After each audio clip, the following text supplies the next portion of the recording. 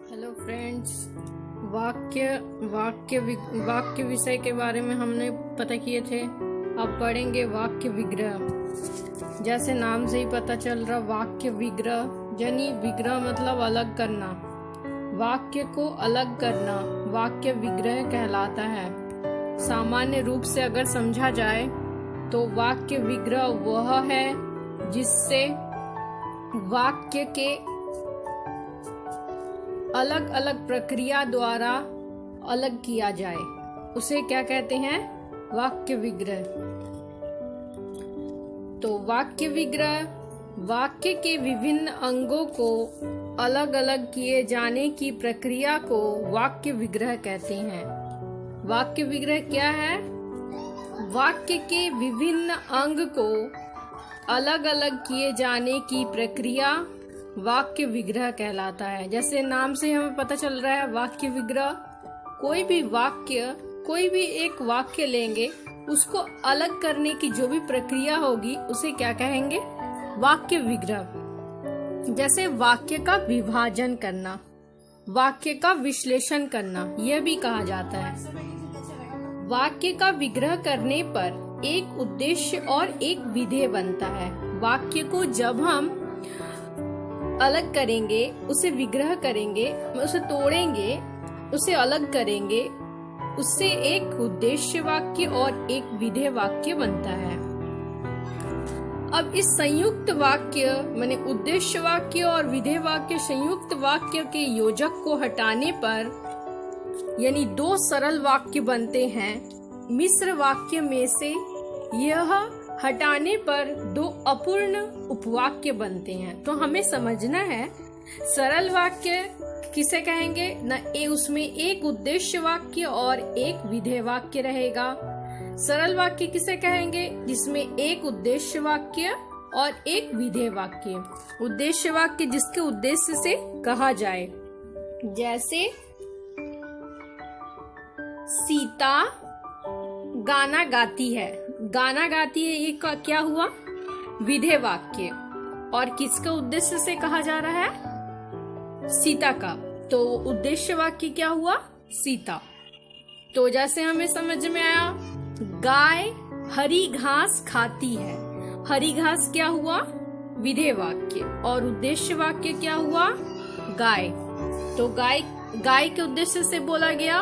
और क्या खाती है? हरी घास। हरी घास कौन खाता है? गाय। तो सरल वाक्य अब समझ में आया। सरल वाक्य में क्या है? एक उद्देश्य वाक्य और एक विधेय वाक्य, जिसके उद्देश्य से कहा जाए उद्देश्य वाक्य और दूसरा विधेय वाक्य। अब संयुक्त वाक्य में क्या है? जो दो सरल वाक्य को मिलाकर क्या बनता है? संयुक्त वाक्य। ठीक है। संयुक्त वाक्य किसे कहते हैं? कि दो सरल वाक्य को मिलाकर जो वाक्य बनता है उसे क्या कहते हैं? सरल वाक्य। अब आगे बढ़ते हैं। मिश्र वाक्य। मिश्र वाक्य क्या है? जैसे मिश्र, नाम से ही पता चल रहा, मिश्र माने मिश्रित करना, मतलब मिलाना। एक प्रधान उपवाक्य और आश्रित उपवाक्य। ठीक है। जब संयुक्त वाक्य को संयुक्त वाक्य में से जब योजक को हटाने पर जो स्वतंत्र उपवाक्य बनते हैं, यानी दो सरल वाक्य जो बनते हैं, उपवाक्य ये है कि दो सरल वाक्य है, समझे? उपवाक्य वह है जो दो सरल वाक्य, उसे क्या कहते हैं? उपवाक्य। अब मिश्रित वाक्य में होते हैं प्रधान उपवाक्य और आश्रित उपवाक्य। जिसके आश्रित में हो, जिसके साथ जरूरी हो, वह है आश्रित वाक्य। और प्रधान कौन है?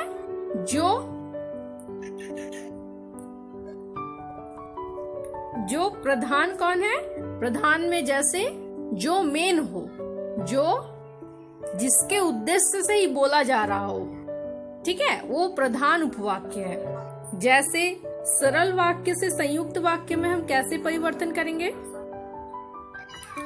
सरल वाक्य में क्या करेंगे? अस्वस्थ रहने के कारण वह परीक्षा में सफल ना हो सका। सरल वाक्य में अगर लिखेंगे अस्वस्थ रहने के कारण वह परीक्षा में सफल ना हो सका। अब संयुक्त वाक्य में वैसे कैसे लिखेंगे? वह अस्वस्थ था और इसीलिए परीक्षा में सफल ना हो सका। ये कल चर्चा किए थे सरल वाक्य से संयुक्त वाक्य में। जैसे पैसा साध्य न होकर साधन है, पैसा साध्य न होकर साधन है। और संयुक्त वाक्य में कैसे लिखेंगे? पैसा साध्य नहीं किंतु साधन है। और सरल वाक्य में पैसा साध्य न होकर साधन है। और संयुक्त वाक्य में लिखेंगे पैसा साध्य नहीं है किंतु साधन है। सरल वाक्य में जैसे कैसे लिखेंगे? दोनों में से कोई काम पूरा नहीं हुआ, दोनों में से कोई काम पूरा नहीं हुआ। उसको संयुक्त वाक्य में हम कैसे लिख सकते हैं? न एक काम पूरा हुआ ना दूसरा। संयुक्त वाक्य को सरल वाक्य में परिवर्तन करेंगे। पहले क्या किए? सरल वाक्य को संयुक्त वाक्य में, अब संयुक्त वाक्य को सरल वाक्य में करेंगे। संयुक्त वाक्य में लिखेंगे सूर्योदय हुआ और कुआसा जाता रहा। सरल वाक्य में क्या करेंगे? सूर्योदय होने पर कुआसा जाता रहा। सरल वाक्य में जैसे कोई वाक्य को सरल रूप में लिखना, और संयुक्त वाक्य में जैसे कोई भी वाक्य को मतलब मिला के लिखना, संयुक्त रूप से लिखना। संयुक्त वाक्य में लिखेंगे जल्दी चलो नहीं तो पकड़े जाओगे। सरल वाक्य में क्या लिखेंगे? जल्दी ना चलने पर पकड़े जाओगे। अब सरल वाक्य को मिश्रित वाक्य में परिवर्तन कैसे करेंगे?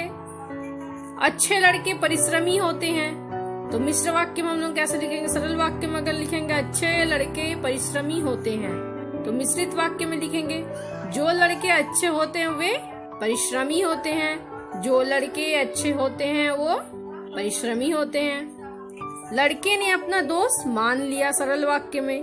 वही मिश्रित वाक्य में करेंगे तो लड़के ने माना कि दोष उसका है, लड़के ने माना कि दोष उसका है। अब आते हैं मिश्र वाक्य सरल वाक्य में कैसे परिवर्तन करेंगे? सरल से मिश्र, मिश्र से सरल, सरल से संयुक्त, संयुक्त से सरल, ठीक है। और फिर सरल से मिश्र, मिश्र से सरल, ऐसा होगा। तो मिश्र वाक्य में जैसे उसने कहा कि मैं निर्दोष हूँ, मिश्र वाक्य में। और सरल वाक्य में उसने अपने को निर्दोष घोषित किया, है ना। अब आ रहा कृतवाचक से कर्मवाचक। कृतवाचक माने जो करता होगा, कर्ता कृत, और कर्म होगा जो वह काम कर रहा है, ठीक है। कृतवाचक में जैसे लड़का रोटी खाता है, लड़का क्या है? कृतवाचक। और रोटी खाता है ये हो गया कुछ काम कर रहा ना, क्रिया, इसीलिए रोटी खाता है। तो अब कर्मवाचक में कैसे लिखेंगे? लड़के से रोटी खाई जाती है। लड़के से क्या खाई जाती है? रोटी।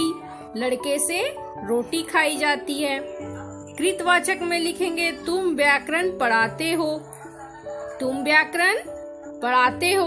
और कर्मवाचक में क्या लिखेंगे? तुमसे व्याकरण पढ़ाया जाता है, तुमसे व्याकरण पढ़ाया जाता है, ठीक है। जैसे अर्थ की दृष्टि से वाक्य में परिवर्तन कैसे करेंगे? जिसके 8 भेद है। अर्थ की दृष्टि से वाक्य कितने भेद है? 8 भेद है। अब उसका क्या करेंगे? रूपांतरण करेंगे, जैसे बदलाएंगे। अब उसमें क्या क्या उदाहरण है? जैसे विधानवाचक में अनुपमा पुस्तक पढ़ेगी। विधानवाचक में क्या बोलेंगे? अनुपमा पुस्तक पढ़ेगी। और वही निषेधवाचक, निषेध मतलब नहीं, ठीक है, जिसमें न का बोध हो, माने अनुपमा पुस्तक नहीं पढ़ेगी।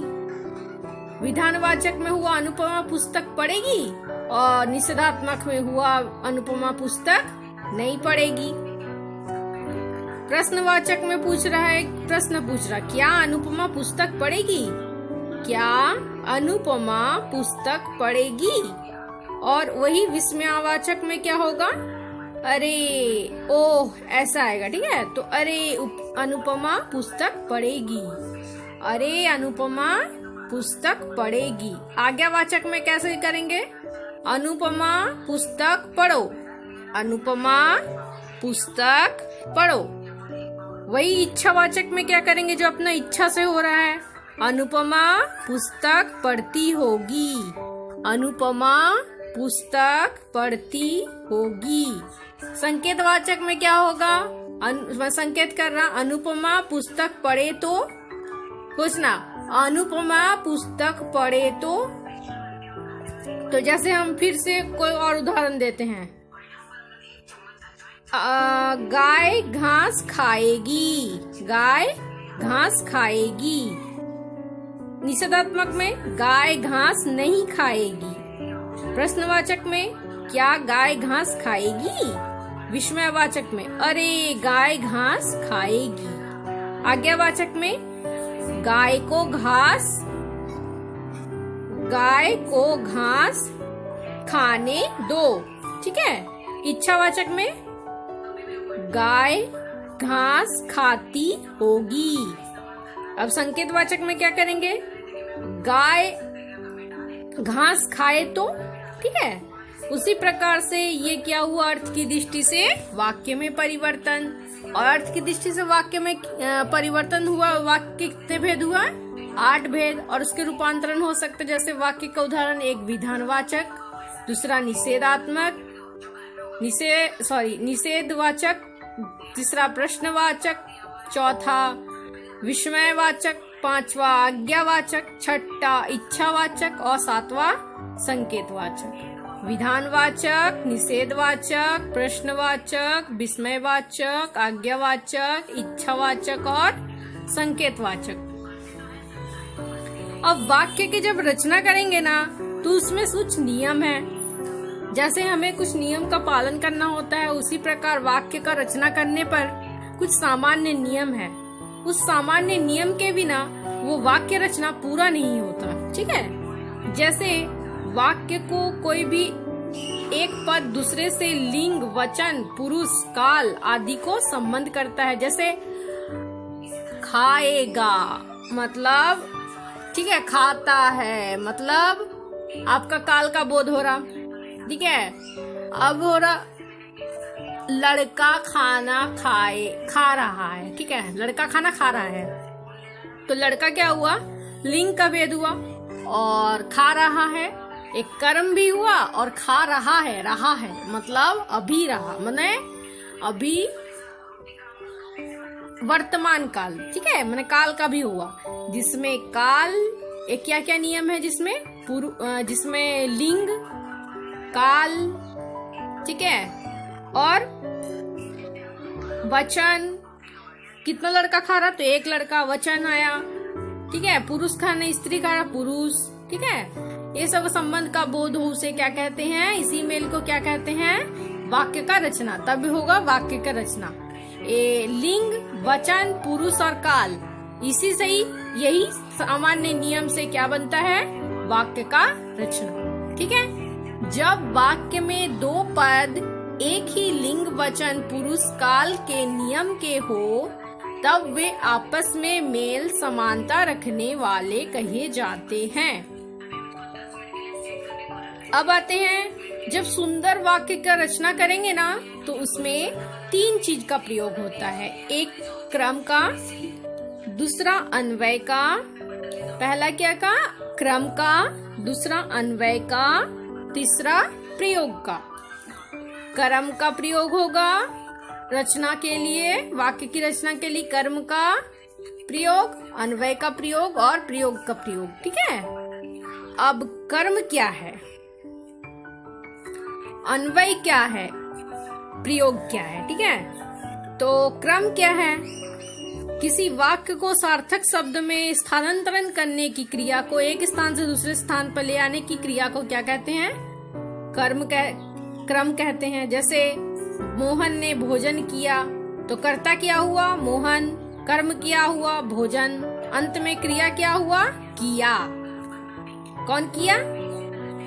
मोहन ने भोजन किया। भोजन हुआ कर्म और क्रिया हुआ किया और कर्ता हुआ मोहन। ठीक है। राम किताब पढ़ता है तो राम क्या हुआ? कर्ता। किताब क्या हुआ? कर्म। और पढ़ता क्या है? पढ़ता है माने क्रिया। ठीक है।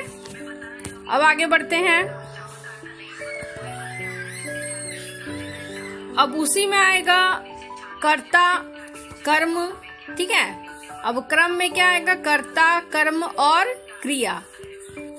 अब उसी में होगा क्रिया विशेषण, मतलब जिसमें विशेष चीज का वर्णन हो। वह तेज दौड़ता है तो तेज, वह मोटा दिखता है तो मोटा, ठीक है। अब प्रश्नवाचक में जैसे पूछेंगे, अब हम लोग बोलते हैं अच्छे लड़के धीरे धीरे पढ़ते हैं, ठीक है। अब मुरारी ने घर में अलमारी से श्याम के लिए हाथ से पुस्तक निकाली, ठीक है। संबोधन में हे प्रभु मुझ पर दया करे। विशेषण विशेष्य में संज्ञा के पहले आता है मेरी उजली कमीज कहीं खो गई। और क्रिया विशेषण में कैसे करेंगे, वह तेज दौड़ता है। और प्रश्नवाचक में कैसे करेंगे, क्या मोहन सो रहा है, प्रश्न पूछेंगे, ठीक है। प्रश्नवाचक शब्द को उसी से पहले रखना चाहिए जिसके विषय में मुख्यतः प्रश्न किया जाता है। अब क्रम संबंधी क्या क्या बातें सुनिए। प्रश्नवाचक शब्द को उसी के पहले रखना चाहिए जिसके विषय में मुख्यतः प्रश्न किया जाता है। वह कौन व्यक्ति है, वह क्या बनाता है, ठीक है। यदि पूरा वाक्य ही प्रश्नवाचक हो तो ऐसे शब्द वाक्य आरंभ में रखना चाहिए। क्या आपको यही बनना था, आपको यही बनना था का, क्या आपको यही बनना था। यदि न के प्रयोग के आदर के लिए प्रश्नवाचक का चिन्ह नहीं आएगा तो न का प्रयोग अंत में होगा। आप बैठिए ना, आप मेरे यहाँ पधारिए ना, ठीक है। अब नेक्स्ट क्लास में हम लोग समझेंगे अन्वय और प्रयोग का प्रयोग। तो थैंक यू फ्रेंड्स। आप सबों को अगर वीडियो पसंद आए तो लाइक जरूर कीजिएगा, और अगर आप लोगों को कुछ बोलना हो तो हमें कमेंट जरूर कीजिएगा। Thank you.